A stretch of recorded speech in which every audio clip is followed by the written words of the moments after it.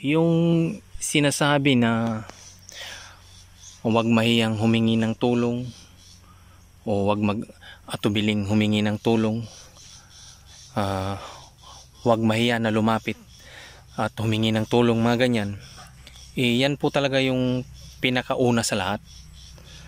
Dahil ito kasi is ito rin yung isa sa kumbaga magpapagaan ng loob mo o magpapakalma sa'yo dyan sa pinagdadaanan mo sa mga sintomas ng anxiety disorder. Ika nga yung kung apektado na yung mental health mo, kaya kailangan talaga natin ng tulong. Yan totoo yan 100%. Pero dito sa sinasabi ko na yung mga huling vlog ko na kapag nagpa-panic attack, huwag iligtas yung sarili or huwag protektahan, at higit sa lahat huwag nang humingi ng tulong.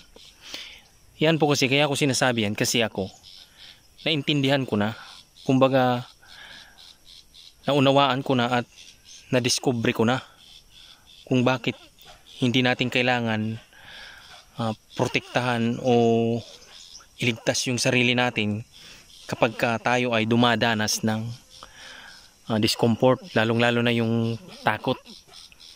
Kasi nga wala naman talagang tunay na kapangyarihan yan para tayo ay ipahamak. Kaya ako nasabi yung mga yun. Ngayon, kapag tayo kasi umasa na sa tulong, ang mangyayari, hindi ka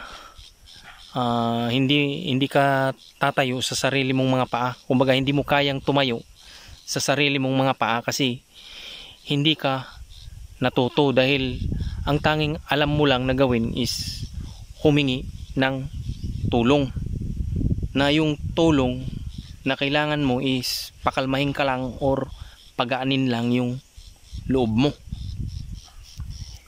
Ngayon, kaya ako sinasabi na kapag ganun na yung ginagawa mo, hindi ka talaga matututo.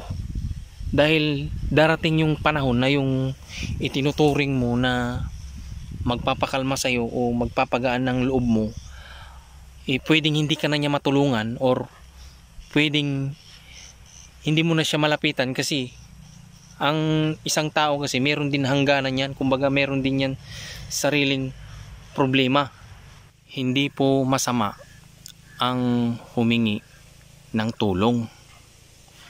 Kaya lang kapag kasi hindi ka tumatayo sa sarili mong mga paa, dahil nakaasa ka na lang doon sa tulong na yun, ang mangyayari magiging toxic ka na doon sa taong hinihingian mo ng tulong. Dahil nga wala ka ng ibang ginawa kundi hingian siya ng tulong.